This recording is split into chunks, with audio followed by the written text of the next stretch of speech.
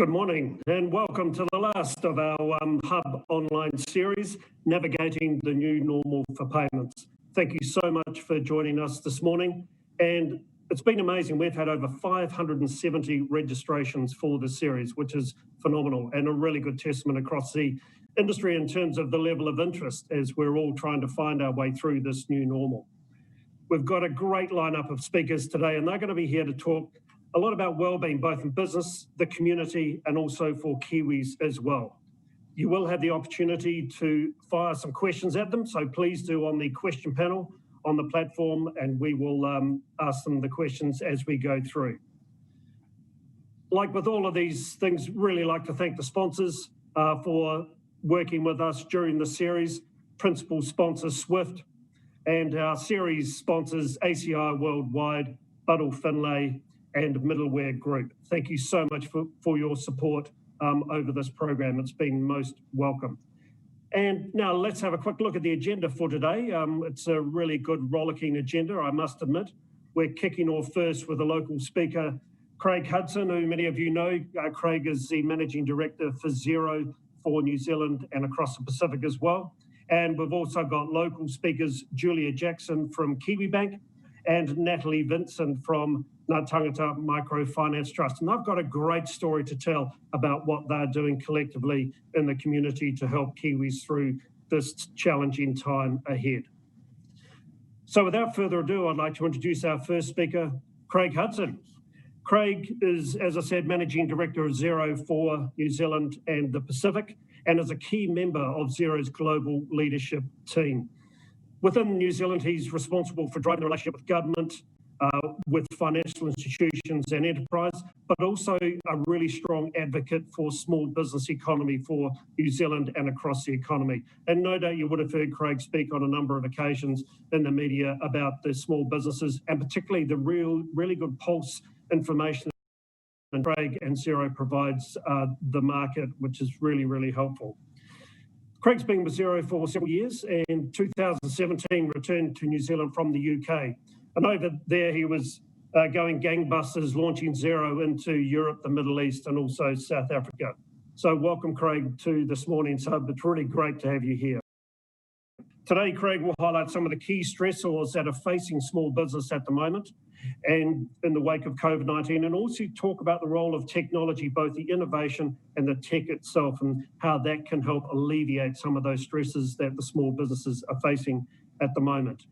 And really importantly, it's one of these times that leading with empathy, both within the workplace and the community, is very, very important. And Craig will share some thoughts on that, along with some wellbeing tools and resources. So Craig, welcome to the Hub. Kia ora koutou, everyone. Thank you for the introduction. And again, thank you for the invite to come along and talk about something that I'm incredibly passionate about. We're talking about small business. Majority of people on the call, I imagine, are more technology focused, but technology can absolutely play a part in helping the well-being of everybody, let alone small business. We're going to talk about well-being. We're going to talk around the insights in which we're seeing that they're coming out of the pandemic, both from our core data, which is actual data, and then we'll talk around a little bit of research that we've got as well on the pulse of how they're feeling and what they're looking at doing. And if you missed a report that we launched last week with Forrester, that goes into a little bit more detail around things that we're noticing, those businesses in the top percentile that are thriving through this pandemic, what are they doing differently? And so make sure you Google Forrester and Xero to be able to get your hands on that report. To start off with, I thought I'd do a little bit of scene set. Not everybody knows who Xero is. We're an incredibly driven and purpose-driven organisation to be able to make the life better for people in small business and the communities around the world. And that's underpinned by the connections with your advisors. Small business is the backbone of every economy around the world. In New Zealand, it's about 98% of all enterprises are classed as small. For New Zealand government, that's 20 and under employees, and it varies in different markets. But they are fundamental to the growth of our economy. It's about 30%, 29% of GDP, 28% of all employment. That equates to around 600,000 employees sit within the small business economy in New Zealand. have a vision of being the most insightful and trusted small business platform in the globe. We feel that at the moment, what we're needing and what we're craving is real data and fast to be able to make as much relevant and real-time informational calls, not relying on gut as we possibly can, and connecting in with their advisors, connecting in with multitude sources to be able to get this, what they feel is a source of truth rather than having one source. So it's really important that we drive as fast as we can to be the most insightful and trusted platform. And trusted is really important, particularly in the technology world, as most of you are in. As soon as you lose trust, game's over. So we take that incredibly seriously. So what are we seeing with small business in Aotearoa at the moment? And it varies, to be honest. When we first saw the pandemic kick off here in Aotearoa, small business was massively impacted, more than any other sector. Revenue dropped by over 40%. So it was a stark decline right down, and there was real fear of when is it going to stop? How bad is it going to get? We've peaked down at close to 40%. But what we've seen since is a rather strong and robust bounce.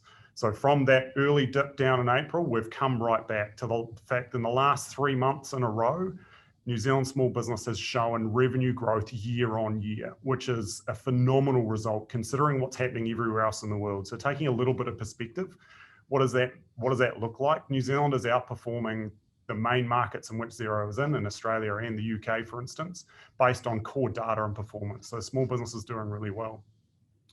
But the one thing that I want to point out is that we need to applaud small business for their attitude going into this pandemic. The government acted really fast. We're like 14 days faster in getting support into the hands of small business, and that saved jobs. With our decline in revenue in the early days of 40%, our unemployment in small business dropped by 4%. So that was a big drop for New Zealand standards. But if you look across the ditch, for instance, to get a bit of comparison, the revenue in Australia dropped 14% and their unemployment dropped 10%. So they got rid of people much faster. One, potentially because we got money into the hands of small business with a wage subsidy much faster. But also I think it's more the attitude of small business that it's more of a whānau, more of a family. They want to look after their people. So we need to applaud them for how they held on to their staff. And now with revenue bouncing back, things are more stable. They're able to make a call on, do we retain those staff as they move into the post-wage subsidy world? And when your revenue is up, you're more likely to hold on to people, right? So that is a positive sign looking into the future. So trends are bouncing, which is fantastic to see. There's variance across all the regions, of course, and Auckland got impacted with the second lockdown too. But if you're wanting more information on the actual specifics, we have a report that comes out every month. The September data is coming out shortly. So keep an eye out for that in about a week's time as well to be able to see how we're going through effectively the first half of the financial year here in New Zealand. But the one thing that I need to call out is that 64% of SME, of small business employees, have experienced higher levels of stress during lockdown.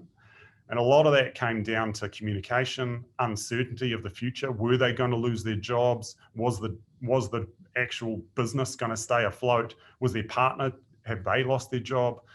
Having to manage work and homeschooling kids in most cases as well if they've got a family. So there was a lot of uncertainty and stress that came into small business world. And a lot of that can be alleviated by clear and crisp communication from business owners actually leaning in to the well-being of their employees.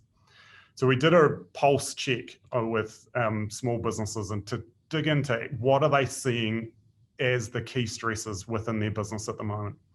And cash flow, as we know in small business, cash is king. If you don't have cash, you can't do anything. The world stops. So we saw payment times stretch out to almost record highs, but that was only momentarily. We are back to better payment times than what it was in February, which is a fantastic result. And again, testament to, in some cases, to big business really leaning in to be able to pay those invoices much faster, like the government requested, moving to 10-day payment times. But there is a lot of work that needs to go into those bigger businesses leaning in to be able to help. Fear of losing customers, I think that relies back to cash flow as well. If you don't have customers, you've got no money coming in. Personal income, can they support their own family? Because as we know, majority of small businesses, actually entity-wise, 375,000 of the just over 500,000 small businesses are sole traders. So they are the main breadwinners. And then it came down to wellbeing because they were really stressed. They didn't know where to turn. There was so much information coming at them that it was really hard. And then, of course, you start digging into reducing costs within their business. And that, as most businesses, when time gets hard, they start really looking at how do they reduce the cost base because of the uncertainty of revenue coming forward. And the voice of customer research has showed that those are relatively stable. Sentiment is starting to rise though.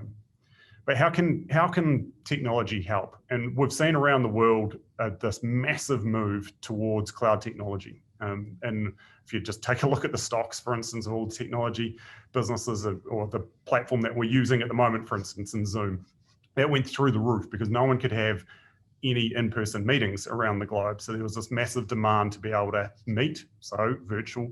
So Zoom and Microsoft Teams went through the roof. But yet there was many other technology companies that have increased really well because everybody realized that actually there's going to be this huge demand to get to real-time information. We've had businesses come to us that have been looking at Xero for the last 13 years since we launched. And now is the time that they're realizing that they needed to move to real-time information because they weren't able to get access to information around their business to make relevant calls. And they're flying ultimately blind. So this is the crucial time, I think, a window of opportunity for New Zealand small businesses with a more open economy than anywhere in the world to accelerate technology adoption purely to be able to help reduce stress within households. If you know what's going on in your business, there's less worry. Even if it's bad news, it's better to have that news than to be making the stories up in our head. And that's when wellbeing gets out of control, particularly for me, is the stories that I tell myself are usually worse than reality. And that, I think, is the case for majority of cases too. The other benefit of cloud technology is that it reduces the cost considerably as well, and less cost for implementations as well. So the cost factor has been a major stumbling block for small business over time. I know when I was running a small business, technology costs a lot. And then you had one or two implementation partners and that ongoing cost was ultimately crippling and stop you moving. Those have really reduced now. And there should be more opportunity and more appetite to be able to lean in, but we're all change adverse. So we need to be able to have frameworks in place to be able to support small business, just like big business have got technology departments or able to bring in consultants to be able to help them guide through this. We need small business to be able to get some of the access to some of this type of expertise too. And getting access to real-time data, like I've already talked about, managing their cash flow and seeing who owes them money and chasing that, not by having somebody like in the old days where there was someone on the phone chasing debtors, but the system actually doing it for them and actually securing their information in one place. And we've seen a prevalence of cyber attacks recently. There's a lot of fear around technology and what happens to my data. So making sure that there is world-class security frameworks around majority of this information, and then spits out in the back is the reporting and insights. And that's where the advisors and experts in business are able to help small business. They're able to turn those numbers into real-time language. Majority of small business owners aren't necessarily business people. They're passionate about something, they had an idea, or they're running a business. How do they get support? Well, we as technology can put the framework of getting the information, but then somebody needs to turn that into real language so that they really understand what the numbers mean. And I think that's something that we as Xero and others, because it's not just about Xero, it's around getting verticalized information too. So if you're a builder using Tradeify or Build It, if you're an inventory Unleashed, for instance, and retail using Vend, and getting really verticalized information, Xero sits silently in the background. We're not a daily habit business, but we underpin a lot of the insights that they're able to get out of it. So it's imperative that we look at the Xero+++ and accelerate the amount of technology that we're able to use. Some of the things that we talked around early days within the pandemic as well was actually those businesses that are going to be able to actually thrive are the ones that are connected, that you've built this community, but if you're not able to use technology to be able to connect seamlessly with them, whether that's social media, whether that's through your CRM system, you're not able to engage and communicate and let them know. If you're able to pivot your business like a few were, like an egg business that you might have heard me talk around, Olive Farms up not too far from us, they supplied eggs into restaurant trade, that died overnight. They were able to then put a call out over social media to say, hey, save our girls. We need your help. All the hens are still laying eggs. The local community just stood up so much that the demand outstripped the supply in cases for them, which was fantastic, really fantastic. But if you're not able to communicate with your customers, how are you going to tell them that you've got these different offerings and things there? And I think, again, this catalyst for change that is COVID has really presented an opportunity. And then it gives a real opportunity to be able to build those emotional connections. And I think we all know that the more you can personalize, the more you can put a face to things, the more people are able to connect to you as a business. Whether you're a plumber, whether you're in social media prolific, you need to be authentic, you need to be yourself, and you need to communicate what your purpose is so people can connect. Because ultimately, business is around relationships. And if you're able to do that in the virtual world, then now that is the new norm. You need to be able to build that presence. If we start looking around, well, what else? Because it's not just about technology, right? It's really important that we're able to realize that actually the most valuable asset within every single business is the people that work inside it. It's the old saying of what is the most important thing in the world, and in the Māori world, it's he tangata, he tangata, he tangata. It's all about the people. And I am a strong believer of that. There's a lot of competition in different sectors, and what stands you out as a business, it's not around the skill set within your business, because potentially you're exactly the same as the people down the street or the competition not too far away from you, but it's your culture. It's your people that are going to drive your business forward. And the thing that stuck out for me is that there is always more to the story. And when you're connecting in with people virtually as a leader, that you're only seeing waist up. You've got no idea what's happening behind the other door, or what they've had to deal with to be able to come into that small snippet of a meeting, and to be able to touch base. So it's being vulnerable yourself as a leader, to be able to go beyond technology, to be able to go beyond just the data, to be able to put the emotion behind it. And we're realizing now that actually the encroach, and I struggled with this in the early days of lockdown, the encroachment in personal life, the encroachment in family time, that the 8 hours, that's non-existent. It was almost non-existent before COVID, but it definitely went out the window when we're all working from home. You're getting pinged all the time. There's no crossover. I was working from my deck until it got cold, and then I had to move into the garage because I've got 4 kids and they're trying to home learn as well. And it was really hard to be able to define, this is the workspace, right? Game time when I walk in there. It's all blurred and crossed over. So that's important for us as leaders, and for me as a leader, to be able to lead with empathy. And why is empathy important? Ultimately, like I said, there's more to the story. If we realize not about us, but the lens of the people that are in front of us, what do they need? What are they going through? We as leaders are able to provide an environment in which they're able to be themselves and be able to say, hey, actually, I'm not doing okay right now. And how many of us are realizing that actually we're starting to burn out now?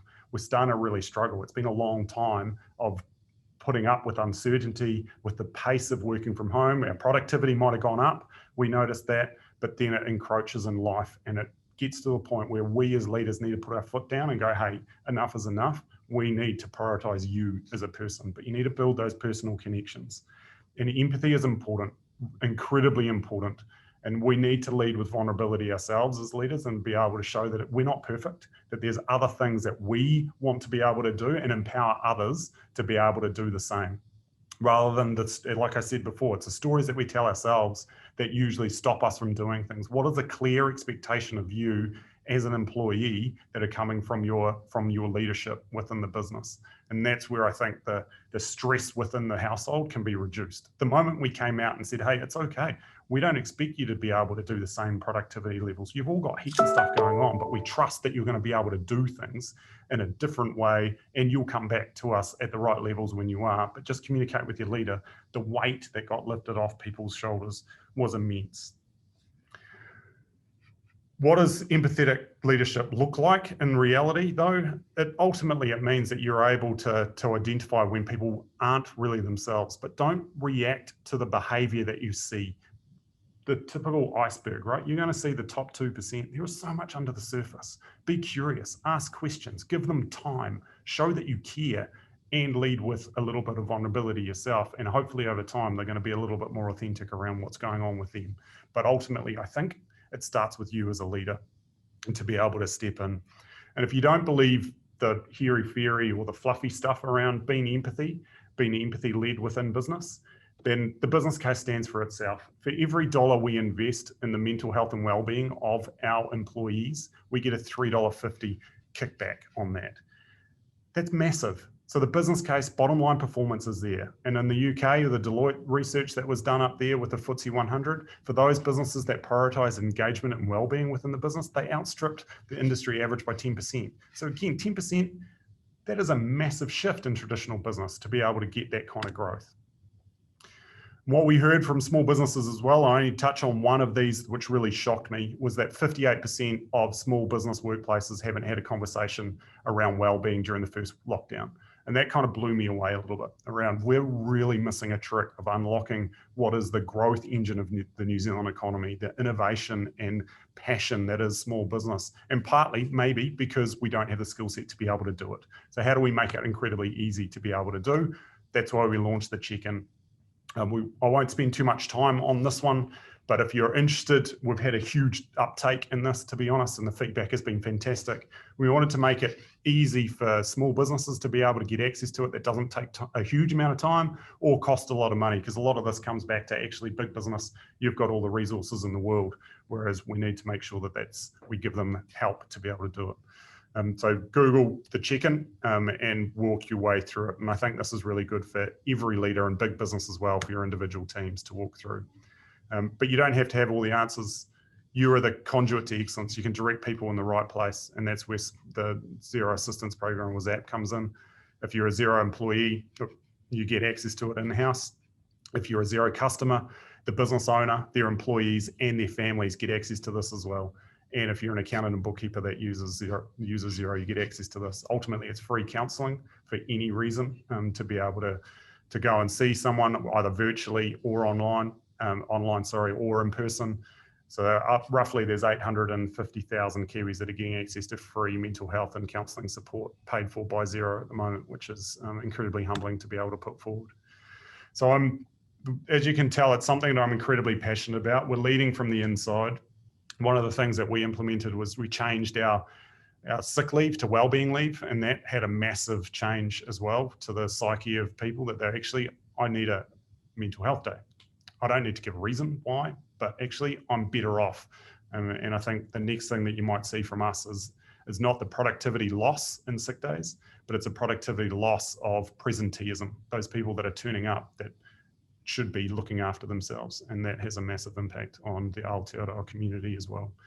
But ultimately, if you look at where the message that I'm putting out, it's of optimism. We have a massive opportunity. Small businesses starting to bounce back and looking really solid. We need to continue to support them as we move forward. But I think I've run out of time. So happy to move to Q&A if you've got any questions that are coming through on that. And again, thank you for giving up your time to be able to listen to me ramble on for 20 odd minutes. It wasn't rambling, Craig. That was incredibly insightful and just incredible what leadership role yourself and Xero are doing in this space. So applaud you for the resources that you're providing New Zealand businesses and the communities as well. So awesome work, really impressive. Yes, we do have a few questions coming through, but you did talk for a little bit long, but that's okay. One thing you did mention, Craig, was about burnout. You know, we've been through lockdown. It's been really challenging. Everyone's tired. They're feeling quite fragile, but we're also facing into the need to recover from an economic point of view. So from a small business perspective, what's the biggest opportunity that you see for small businesses as we rebuild in this post-COVID-19 environment? Stay connected and get support, I think, is the biggest opportunity. I think there's a little bit of lack of skill set moving into the new world, of course, because every economic model, everything that we've kind of relied on in the past gets thrown out the window, because it's the first real pandemic that we've had in the post-industrial era. So I think you're flying a little bit blind if you're trying to do everything yourself. So I think that has to be the one thing you can do is ask for help, but it's bloody hard to do, right? Yeah, I know myself, Kiwis aren't good I at doing struggle. that. No, and in business, it's almost seen as a little bit of failure. And when you're a small business in small town New Zealand, everybody knows everyone, and you don't want them to know your business potentially too. Right. Particularly when things aren't going well. So reach out to some of the business partner network. There's government funding on the table of up to $5,000 to be able to get access to some expertise to help you navigate that, because you don't have to do this stuff alone. You definitely don't. And if not there, connect in with your accountant and bookkeeper. They've got a lot of opportunity to direct you in the right place. Great, thank you. And I'll just finish off with one other question. You talked about some of the government grants. Also, government's been providing plenty of support to the banks to then lend on to businesses. Are you seeing that coming through with your small business customer group? Yeah, we're really excited actually around the partnership that we've just launched with Kiwibank around getting access to real-time data in a format that bankers need. We heard early on that businesses were turning up with printed out pieces of paper or a spreadsheet asking for loans, and there's no way that they're going to get that. And that's where innovation is really going to drive the needle to be able to get access to real-time information and real-time lending at better rates. So excited to be able to see that flow out. It was imperative that we got access to the 10,000 government-funded loan though, and you saw with the uptake of those that there was actually appetite there and the need for it, but the barriers early on were quite hard through the banking system. And I think that comes down to real-time information. So the fact that we're able to get something out to market with Kiwibank in the short term was fantastic, and we hope that's the sign of more things to come. Awesome. Thank you so much, Craig, for your time and insights this morning. Really appreciate you coming on board. And again, I just want to say thanks to you and Xero for the leadership you're showing within this space, and to bring that conversation about wellbeing to the fore and not to be scared to talk about this stuff. Really appreciate your messages today. Thank you so much. Kia ora, thanks everyone. Now, before we move on to the next speakers, we have a bit of a technical issue. We're all looking a bit jittery by the look of it. We've clearly been drinking far too much coffee this morning. So we'll just take a small pause for about a minute, and then we'll come back to you very shortly. So don't go away, we'll be back soon. Well, welcome back everybody, and thanks for that tech pause. Just realise how important it is in this new world as we're working remotely, and there always seems to be an issue with people turning their mics on and so on, but we are very used to that, and we're also very forgiving as well. So thank you very much for that moment. Look, I'd like to welcome our next two speakers, and they're doing a double act, which is really cool. Julia Jackson and Natalie Vincent. They'll be joining us soon. Now, Julia is the sustainability lead at Kiwibank, where she leads their programs and initiatives that are building financial capability with both their customers and the community. And these include initiatives such as Banker, and they're doing fantastic work within that building that youth financial capability and learning. Digital Inclusion Alliance Aotearoa to support Kiwis build confidence in digital and online banking solutions, and their microfinance work with Tāngata Microfinance Trust and Aviva. So really important work that Kiwibank is leading the charge on, and thank you very much for doing that. And now I'd like to introduce Natalie Vincent. Natalie is the GM at Tāngata Microfinance and manager of the Auckland Airport Community Trust. So definitely got the hands full there by the look of it. She is also the interim chair at E Tepu E Rea Whānau Services and a founding trustee of the Little More Trust. Obviously, you probably don't get too much sleep with all of that work you're doing, so we'd love to hear more about the initiatives. We know that you're very passionate for social justice, collaborative community-led development and giving, and working to empower both communities and whānau to be better off. And we do know that there's a very strong connection between financial well-being and mental well-being as well. And I think it's a really important topic. And welcome, Julia and Natalie. I look forward to the discussion. I'll come back to you later with some questions, I'm sure. Great, thanks, Steve. Thanks so much for having us. And I think you make a great point around the connection between sort of financial well-being and mental well-being, and also, I guess, what we're here to talk to you today about, which is the initiative that we have with Natanota, which is really supporting people who are in that financial hardship space. And what we know with financial hardship and financial stress is it can be one of the biggest determinants of poor mental well-being. So that's one of the reasons why we really love the partnership that we have with Natanota and think it's incredibly important to be supporting it. I'm just going to start off by talking about sort of, I guess, why Kiwibank got involved in the partnership. We have been involved with Natanota pretty much since day one, since before even Natanota was a formed entity. And really, it was for us incredibly important to ensure that we are supporting our customers who are experiencing vulnerability. And to do that, we know that we can't do everything alone, right? So that's why we partner with organisations who are able to go out there and provide solutions to the big problems that exist in New Zealand today, and did exist 10 years ago, although we'll talk a little bit about how some of that landscape's changed over the past 10 years. But we think it's really important for us to be able to own that impact that we have with our products and services. So for us, microfinance is a really great way in which we can enable sort of a safe, fair and affordable credit system for those New Zealanders who wouldn't be able to access mainstream banking products. And we won't go into that in too much detail, potentially a little bit in some of the case studies, but we do know that, as a bank, we try and help customers, and we have a number of different products that are available for different customers depending on their situations.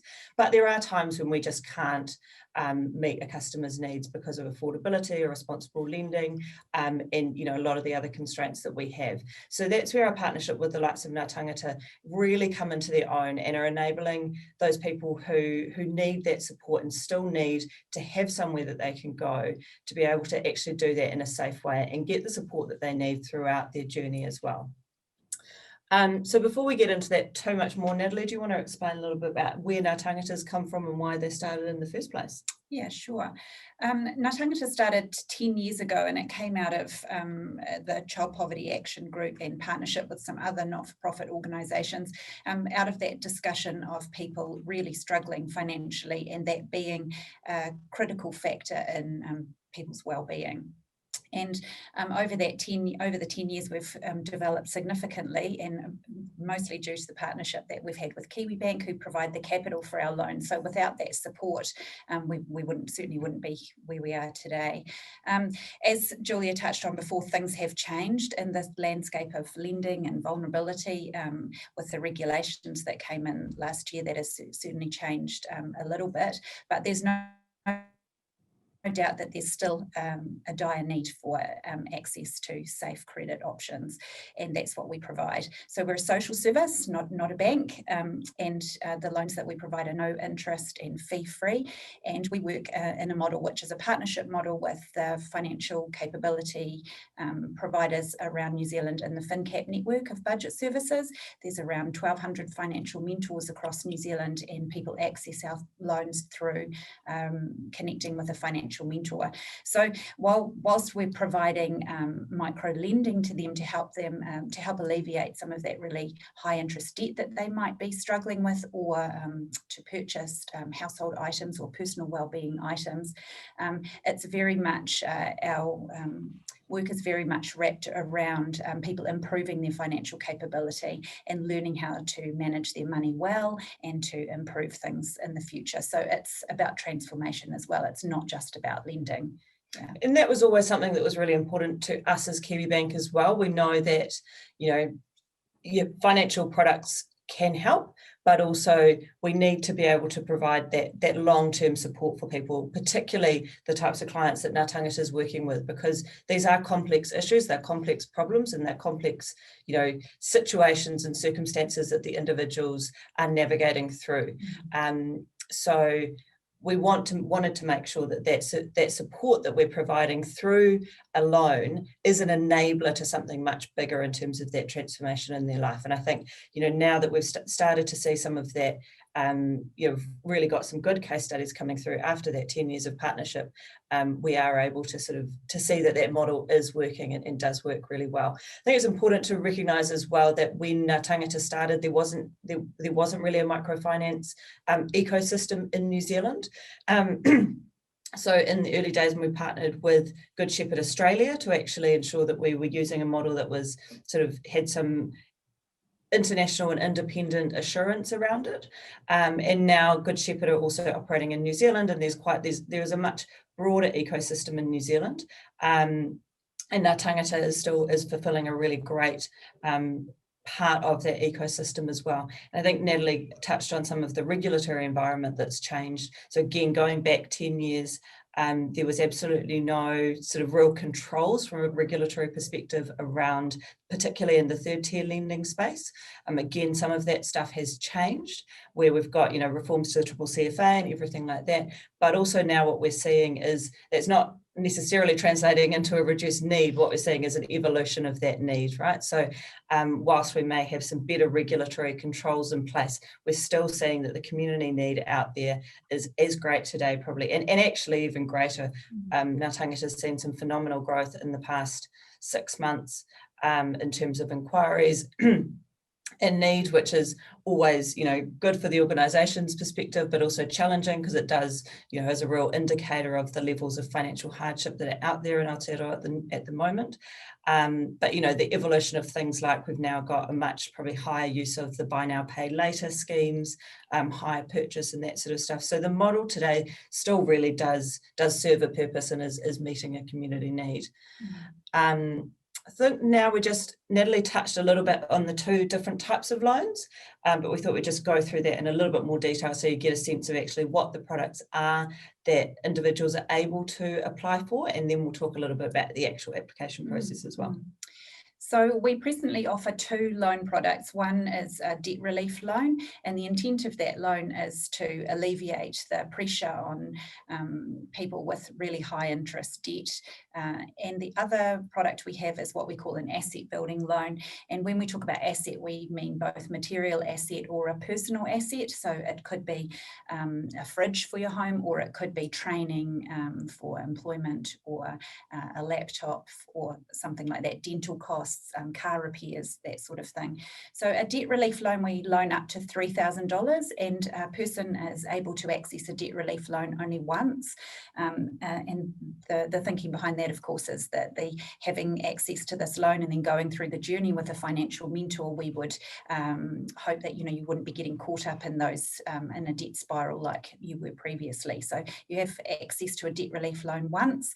It is $3,000 initially. However, we do have what we call an extension to that loan, and if a person is demonstrating really good repayment through the first 6 months to 12 months of that loan, we can extend that up to $6,000.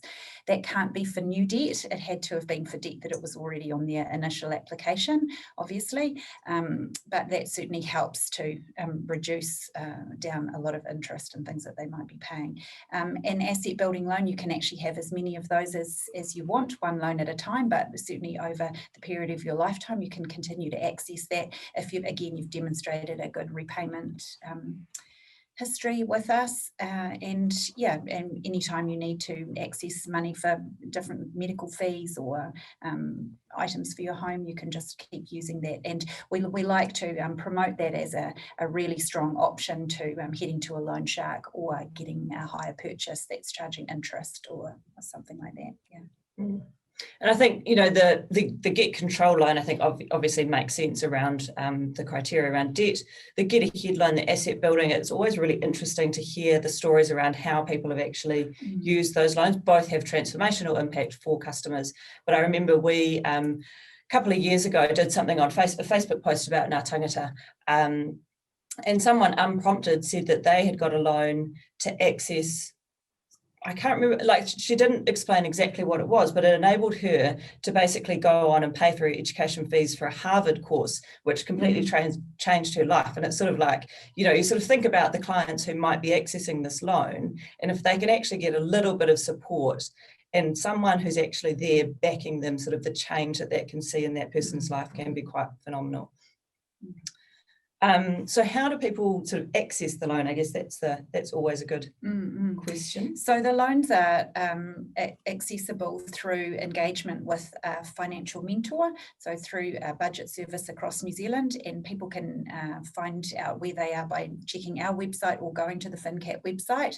Sometimes people don't necessarily go through a budget service that's sort of standalone. It may be part of an existing social service or community organisation that has a financial mentor.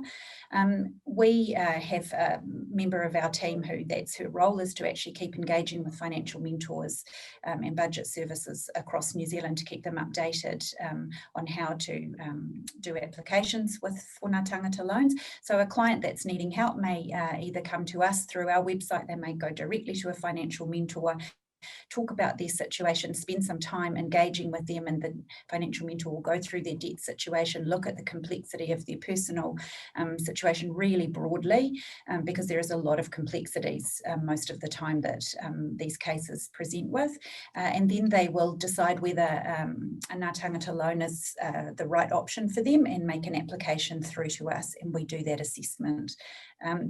The criteria is fairly simple. You have to be a New Zealand citizen on a low income, and we tend to measure the low income by eligibility for a community services card. And most importantly, the client has to demonstrate that they want to improve their financial capability, and they want to stay engaged with the financial mentor during the course of the loan. So that's probably our most critical point there. Cool.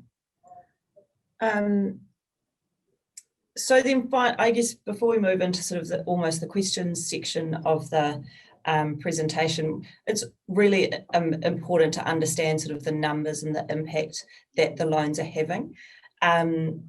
So one of the things I think we potentially haven't sort of spoken too much about, but is probably implicit in the microfinance nature of the scheme, is that the way in which the capital that Kiwibank provides to Ngā Tāngata. So to date, we've agreed to provide $500,000 worth of capital. At the moment, there's about just around 300k of that has been drawn down. But essentially, that then is loaned out to clients who repay it back at no interest, but then that money is able to be given out again to the community. So really that social lending sort of component of it is quite fundamental, and it's something often that that you'll talk about with clients, and clients actually understand that, because they understand that if they're getting help, then they also want to be able to sort of pay that back and enable someone else to receive the same loan as well. So that's a really important sort of component of the way in which the loans work. Got some good statistics around the types of people who are accessing the loan. So we know that, predominantly 62% of the applications are women, and a lot of those, more than 50% have one or more dependent children, and many of them are sole parents as well. The age range is sort of probably fairly typical or consistent, I guess, with what you'd see with the women statistic there, 30 to 50 years old. Got some, probably I think last time I looked at it, it's probably about 3/4 of the loans are used for debt relief, and a quarter of them are for asset building. So definitely probably the greatest need out there is for that debt relief loan. And I think that is because it is probably one of, a little bit more unique maybe in the market now in terms of the ecosystem of microfinance loans, but also just goes to show the amount of debt that some individuals are living with and have to live with to be able to get by. And that's, the reality of their situation has been that they've, gotten into a sort of, as Natalie referred to before, that debt spiral, where it can get increasingly harder and harder and harder to get out because of interest repayments, but then other things may happen and you just don't have those emergency savings because you've been putting everything you have into the interest payments on an existing loan. So that debt relief product is really great. And then I think that, some of the later stats talk to some of the impact that the loans are having. So 80% of clients who have used Ngā Tāngata loan said the loan made a big difference to their attitude to money. And for us, that's a really exciting statistic because it speaks to that financial wellbeing piece that we started off with. It's really important for us that we are helping people to create a better relationship with money, to understand how they can make their finances work for them, and understand what are all the different tools that are out there in the financial ecosystem and how they can use those to have good outcomes. So, some of this can be, how they spend their money, but also better quality food. We had a great case study of someone as well who went through and lost, was it 50 kgs or something? Because of the loan, he made a commitment to eating better food, losing weight, so that he could then spend more time with his grandkids who he was the legal guardian of. So, there's some again, when we talk about sort of the transformational aspects of the loan, it's really hard to represent in numbers sometimes. And Natalie, I don't know if you've got any other sort of good case studies. Yeah, definitely. And I think the big difference that we see, and is entirely what we were established to try to achieve, was that people's lives are improved by reducing these high levels of debt that they just get completely swamped by. So I think the biggest impact that we see, and the largest thing we have coming back to us in stories, is that they're less stressed. You know, when they are struggling to pay their bills on time, when they're struggling to pay creditors, when people are chasing them and they're frightened and they don't know what to do, there's still no extra money coming in. It's not like they can actually increase their income. So they get caught in a real terrified kind of state and highly stressed. So that would be the overwhelming thing that we hear, that people have relief from that. And just by alleviating that pressure, so many other things improve for their personal well-being. And what we overwhelmingly hear too is people want to do well. They want to pay their bills on time. They want to provide for their family. They want to pay their rent, but if they get stuck and they can't, they need $100, they need $100 and they don't have access to a safe credit option, they will go to a more troublesome loan contract, and then it just creates chaos from then on. Yeah. So, I mean, we have a recent case study which has just come for in the last couple of weeks, of a client that had a vehicle that was on finance, and they had got to the end of the contract for this, but they hadn't repaid it because there'd been many missed payments and defaults, and there was a little bit left over on the original loan contract, and the car was going to be repossessed. So the contract had finished and the car was going to be repossessed. For a lot of the clients that we have, their vehicle is absolutely everything. It's their greatest asset. It's what helps them get to their job. It's what helps them take their children to school. If the car goes, it really feels like their world falls apart. So they had gone to a financial mentor to seek help, and had spent a lot of time going through their situation, and made an application to Natanota for a debt relief loan to clear this last couple of $1,000s and save their car from being repossessed. They had contacted their lender. They had tried to negotiate with the lender. The lender said that they could possibly look at starting a new contract for them, but there would be an establishment fee of a few $100s, and then there'd be some other fees attached to that. So should that person have taken that route, they would have actually been indebted for many more years to come, and probably longer than the life of the actual vehicle. So we were able to step in and clear that debt for them. Their car was safe. They then had more money in their weekly budget, and they're just, feeling amazing. So those are the sort of things that we work with on a daily basis. Yeah. Cool, and just conscious of time, so I think we'll skip through this really quickly, but we did think, Natanota, as we've spoken about, is a community organisation, it's a charity, so if any of you out there are fired up and want to see how you can get out and support Natanota, there are a couple of really great ways on screen here, and either of us are happy to talk to anyone as well if you'd like any more information on that. But I wonder if maybe Steve, we see if there's any questions on the line. Sounds good. There have been a couple of questions come through, but your presentation was so on mark that you've answered them already. So that's okay. But thank you so much for sharing those impactful stories the transformation that makes to people's lives, and the return of dignity was coming through with some of those stories. Very profound. So question I have then is, we know we've got probably over 650,000 households in financial hardship. COVID's come along, which has created this massive digital divide, quickly followed by a massive financial divide. And we're looking at another 700 or so thousand households also going into financial hardship. Are we putting enough resource into this issue? That's a very good question. I don't think there's ever enough resource. However, we have been well supported actually as an organisation by the government for the next couple of years, who have provided operational funding for Natanggata and to actually step into that debt solution space.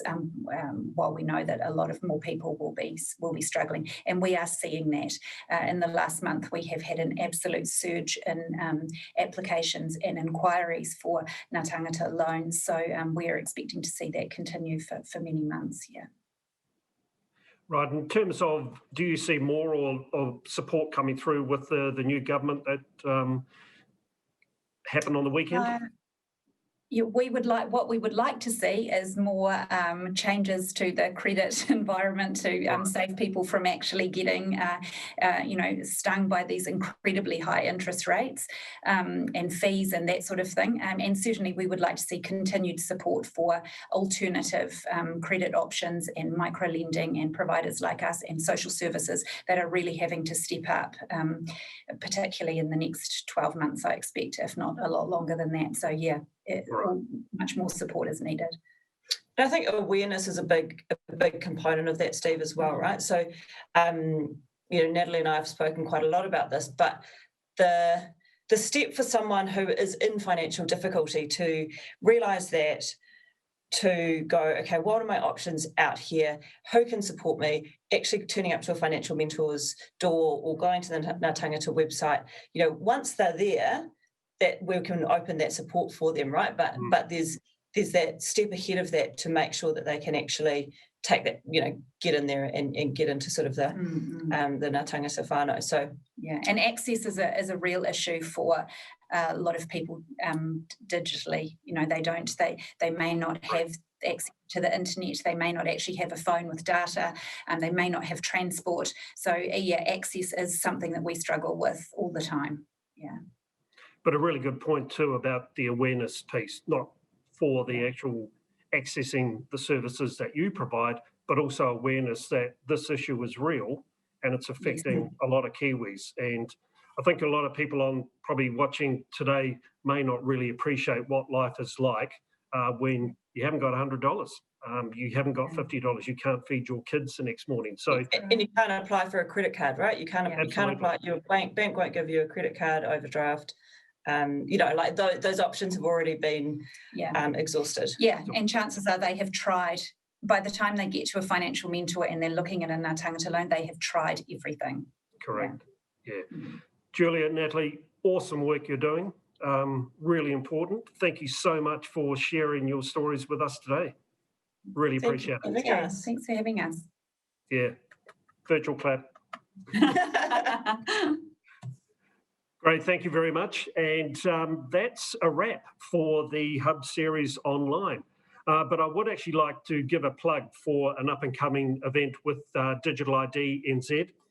They have got an event coming up on the 24th of November, which is running in partnership with us. And what that is, that's got a couple of really great speakers that will be there, including our own Jane Retimana. But that would be with Dave Birch, who you're aware of. He's an author advisor. He's presented at a couple of our hubs, which really good thought leader in this digital ID space. And Bianca Lopez, who is an identity and also data authority out of Brazil. So please join us for that. You'll hear from that as a panel discussion and get some really good insights as we look at the trust framework that's being developed and what digital ID means for Aotearoa as well, and the important role that plays in terms of the digital environment that we are now in. I'd really like to thank Craig, Julia and Natalie for coming along and sharing those stories, the really superb leadership that Xero and Craig is taking in that area. Simple things like it's okay to talk about wellbeing, I think was a really important message, and the really good work that Julia and Natalie is doing with those microfinancing and lenders, and the significant transformation that is making to people's lives on a day-to-day basis. Just applaud them for the work that they're doing. Fantastic. Well, I hope you enjoyed coming today, and also for the other series that programs that we've been running, and you got and learnt some interesting insights and got something out of each and every one of these series that we've been running. Now, the video is going to be back on screen about this time tomorrow if you wanted to go back and have another look or share it with some of your colleagues. And I think in terms of that is important. I think some leadership teams would get some really good value out of re-looking at what Craig had to say about the role that leadership plays and leaders play in the period of economic recovery. Thank you again for our sponsors. Really important that they were here to support us. Principal sponsor Swift, our series sponsors ACI Worldwide, Buddle Finlay and Middleware Group. Thank you for the support that you've given for this series. It has been really, really appreciated. Please go and have a look on the platform with the sponsors site. There's some really good, useful information there, which I'm sure you will find valuable. Also, if you want to provide us with any feedback on this program today or the balance of the series, please jump on and let us know what you think. The feedback is always important, and as always, we're always trying to do things better every time we put events on for the industry. So without further ado, you go and have a great rest of the day. Think about some of the messages that have been shared with all of us today, and think about what change we can all make to make things better for all Kiwis into the future. Thank you very much.